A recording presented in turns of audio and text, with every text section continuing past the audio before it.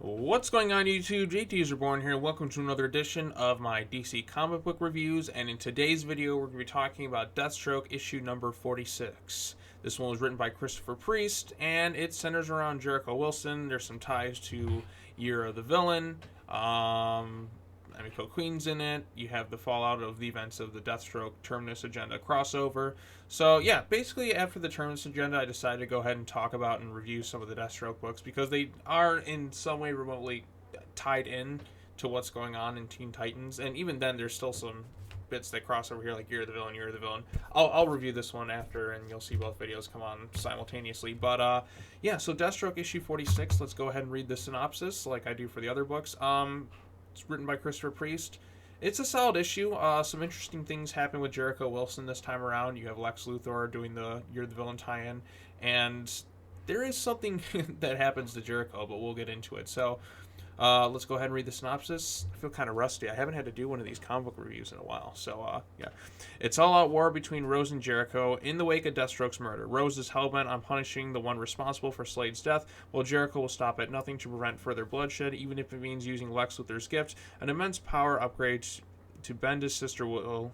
As Jericho takes on a dark turn, will the ends justify the means, or is Jericho's path to villainy only just beginning? So yeah, Jericho's kind of torn in this thing. He's trying to stop Rose from going after and killing Emeco Queen, Red Arrow. We have Shadow in this issue. This is once again dealing after the fallout of Deathstroke's death. I'm fairly certain he's going to come back, though, in some way, shape, or form. So, as the issue begins, we see Emeco Queen. She's apparently was on her own off going on patrol. She was abducted by Jericho Wilson. He has basically infiltrated her mind, and he's kind of holding her in place. He's communicating with her, and it's one of those things where, let's go ahead and do a guided view, if it'll let me. And it won't. But yeah, so you can see right here, she's kind of trapped in this state of well-being. I would never hurt you, Emeco. Then we get this line here that feels kind of uncomfortable. But yeah, so Jericho's trying to keep Emeco in her place. And they do have some references to the Defiance headquarters, something that hasn't been in like this book for a long time. And they even referenced Tanya Spears. Now, for a while, I was like, oh, Tanya, where the hell has she been? Like, she's been, like, there was that whole thing of her and, I think it was Power Girl, or, like the other version of Earth version of Supergirl or something that she was with. I can't quite remember. It's been a while since I read some of the other Deathstroke issues. But, in essence, like, she got sent to, like, another dimension, I think. And that plotline's kind of been dropped altogether. Is she going to be coming back anytime soon? I kind of liked the Defiance arc quite a bit. I thought that was probably the strongest arc of this Deathstroke run. Deathstroke kind of like trying to like redeem himself and change things for the better and have his own little team. You obviously had Terra in that in there as well. I enjoyed that bit. I wanted to see more of the Defiance team. Even Kid Flash was on it too, and they had their own little uniforms and all that, forming their own team. I wanted to see that somewhere, but shit always happens when Deathstroke's around. Things can't go well, but I liked it. I definitely liked it. So, anyways, Jericho's off doing this thing. Emeco's trapped in her thing. Lex Luthor comes by here to offer him some sort of power upgrade, and when Jericho is revealed to see his face, he's turned into what the hell is this? Like, did he turn into Nightcrawler from X-Men? Or Beast? I don't know. This is a very bizarre look. Apparently, I'm trying to explain what's going on. Something happens. This thing that Lex Luthor gives him increases his like telepathic powers and all sorts of weird abilities, but it has like the side effect of him turning blue and turning to a Navi, I guess. And he's gaining new abilities. He's getting stronger, more powerful, and potentially more dangerous. We also see Rose is out there trying to stop Emeco's mom, Shadow. Rose is kind of off the deep end. She's going after her. She's going to go after Emeco. Jericho gets her out of there. At one point, their minds merge together, and they get some flashbacks of Jericho and Rose. They're kind of like their memories kind of linked together. It's kind of dark. It's really messed up. Even see Joseph get his throat slit. We have some things in his mind. We see Emeco breaks free from the hold, and then that'll lead her to being on her own, and then I guess she's going to come back in the Teen Titans book. Or as she is coming back in the Teen Titans book. But we get this really dark moment where Jericho's with his fiance, husband, boyfriend. I don't know. I forget what they're at. I don't think they actually did get married. I think they were just fiancés. But he was ready to leave him. Then Jericho uses his mind control to kind of forcibly keep him like in place. which is very dark, very sadistic, and it is really eerie.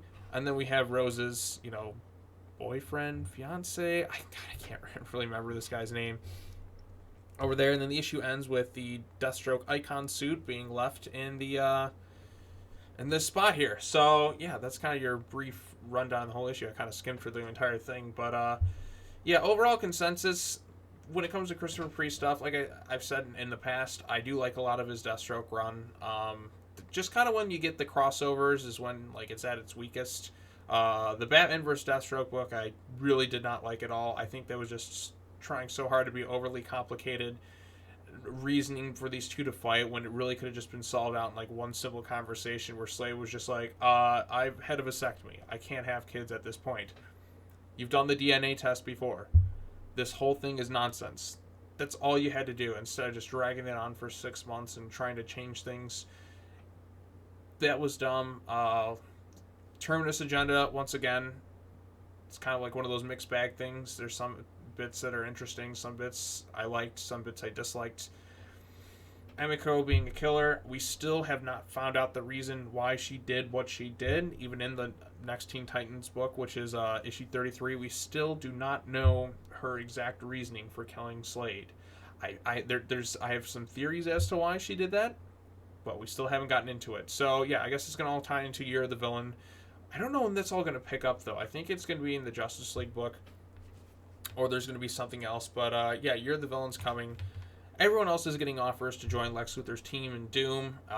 It's going to be some crazy event or whatever. I need to catch up on some of the other books and the tie-ins. I just know, like, okay, you're tying in Year of the Villain. It's not like last year or like the year before when they were doing DC Metal. I was really into DC Metal. I think that was basically the end of DC Rebirth. And I enjoyed Metal. Metal was interesting. It was a fascinating book. I'm like, how the hell are they going to figure this thing out?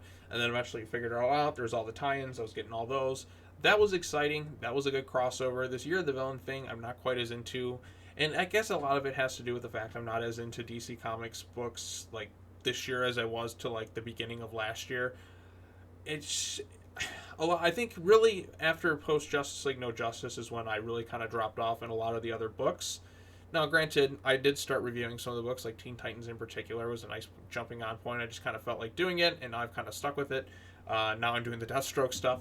But yeah, overall consensus, I do like this issue. The artwork is very nice. There really hasn't been an issue within Priest's run where the art book isn't like top notch at all. The artwork is always like really, really good.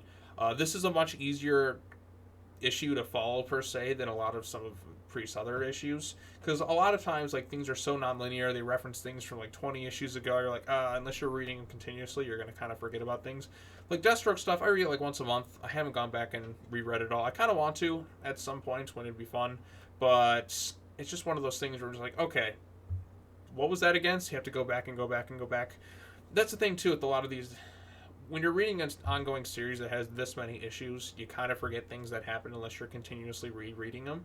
And I don't think anybody always has time for all that. There's just so many freaking books out there, and I just can't keep up with all of them. Like this Year of the Villain stuff, like what's this tie into? What's this tie into that?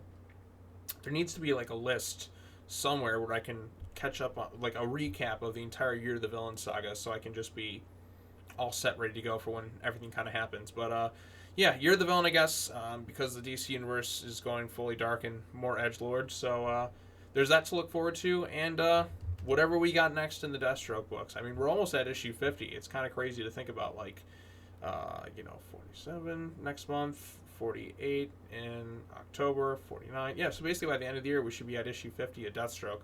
I don't know if that's Priest's last issue of the Deathstroke run, or they're going to start fresh again. I feel like after Doomsday Clock, a lot of the books are going to kind of restart, but that's just me, or after issue 100. I don't exactly know what they're going to do, so yeah. But anyways, what are your thoughts on issue number 46 of the Deathstroke book?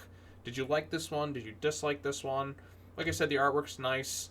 Don't have too much else to say about it. I think it was paced well. It wasn't too tough to follow like some of Priest's other books. I don't know where the Teen Titans are helping Emmy. I guess she was just on patrol or stuff. I don't know the passage of time. I'm not sure about, but yeah, I'm curious to see where this goes in terms of like a direction for Jericho going forward. Is he going to kind of dip into that dark side? Is this new power going to tamper with his mind some more? We shall see.